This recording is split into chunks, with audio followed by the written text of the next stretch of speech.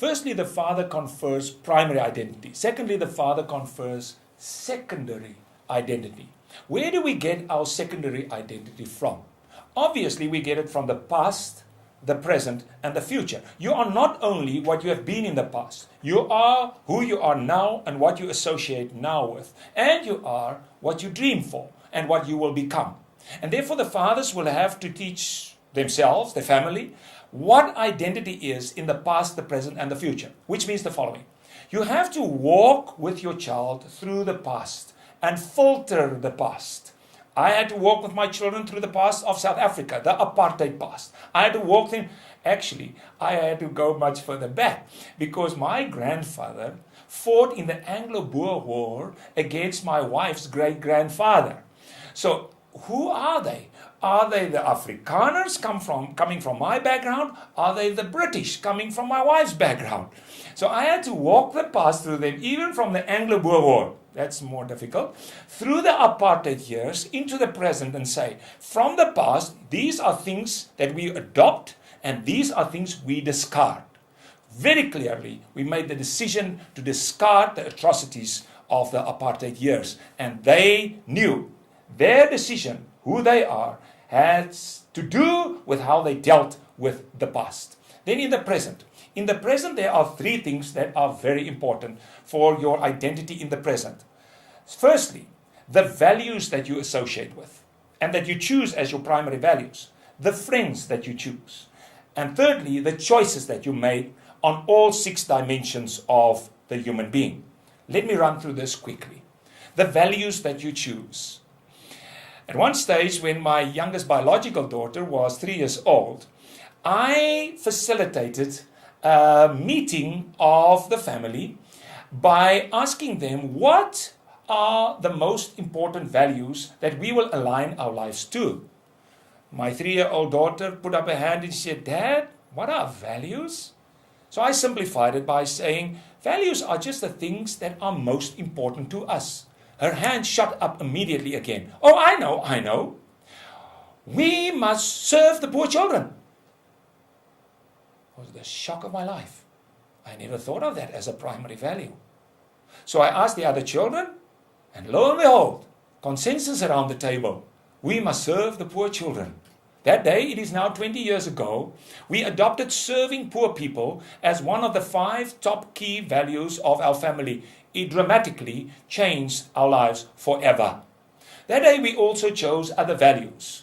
And those values were given in priority, and then we would make all the decisions related to the value. For instance, spiritual growth, high value, which meant that if the child had to run in a sport competition and do a spiritual camp, and there would be a conflict between the two, the child would say to the teacher, "Sir, I am so sorry, but taking part in sport is not one of our top 5 values. But spiritual growth is one of the top 5. Therefore, I will have to go to the camp and not represent the school in this competition." Massive conflict with the value system of the school. But they knew who they were, and everything was aligned according to these values. You will not know who you are unless you can say, these are the 5 most important things that practically determine all the decisions in life. Values determine decisions, decisions determine behavior. And that's why the set of values that you choose is the most important to determine your identity. Secondly, the friends that you choose. Now, this is important even when the children are small. Obviously, more important when they enter the group adventure phase or the teenage phase, as we call it. And therefore, to help them to choose the right friends, absolutely essential. How do you choose your friends? What are the value systems that they live with? What are the things that you can contribute to their lives? What friend do you want to be to them, not what they want to be to you? These are things that help them to choose the right friends that they would surround their lives with. My children know from my life that my table of life is surrounded by 9 chairs around my life that are filled with key people. And these key people demonstrate who I am. There is my hero. In my case, Mother Teresa, Nelson Mandela, and a few others from the Bible, Daniel. He sits on the one chair. Then there is my mentor. I've got 3. They sit on this chair. They know who the people are that give me wisdom in life. Then we have my coach. This is someone training me in a specific skill, speaking skill, writing skill, sports skill, whatever it is. That person is there.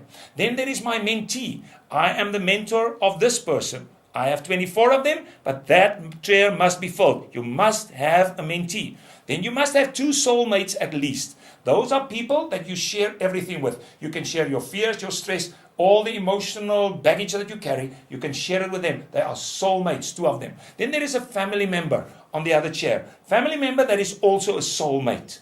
Not all in the family are soulmates, but this one you can share everything with. Then you have the validator. This is a very important person in your life, because you live life with a purpose, and when you finish life, you hand over the baton to this person that will take your dream or your mission and complete it for you. You cannot die without having a person like this. You must have a validator in your life. That chair is filled by a specific person. And then there is a very interesting chair around the table of my life, and this is a chair of cross-cultural person. This is someone that is just totally different. In our context, someone of another race. Could be even your enemy that you invite to sit at the chair of your life. Why? Because you must have one person that teaches you something that no one else can teach you. And it's a great thing to embrace your enemy to teach you certain things in life. If your children know that their life will be surrounded by this enormously powerful group of people speaking into your life and keeping you accountable, then their lives will be surrounded by the best people possible, and that will secure their identity for them. And then, lastly, identity in the present are the choices that you make. Choices that you make physically. Do I choose to be fat, or do I choose to be fit? Or handsome, or whatever you choose. What do you choose? You've got to live, and you've got to help your child to live by these choices. Socially, who are the friends? Who do they help? Who do they mentor? Social environment. Emotionally, how do they deal with their emotions? Intellectually, what are the books that they read? What are the wisdom literature that they adopt? Environment, what do you do with money and culture and things like this? Spiritually, all these dimensions, you have different choices to make, and that determines your identity. Identity is past. Filter the past. Identity is present. Values, friends, and choices. Identity is future. Future is your life mission statement. The dream you live for. The calling that you have, which we have already talked about. But that is your future, because you become that. You become your calling. And that identifies who you are in the process of living life. My daughter was 16 years old when she did camps for 13-year-old girls on purpose and identity. You can learn this very early in life. I believe at 10 and 11 years old, every child should know, this is my purpose and this is my identity. I'm so secure in this, and therefore I can enter the teenager phase and then not only feel established in my identity, but also confer some identity into this identityless group that I sometimes enter. I think you want to make your child a leader amongst others. Best way to do it, confer identity to your child. And your child will know who he or she is. And they will establish and do that imprint also on the peer group.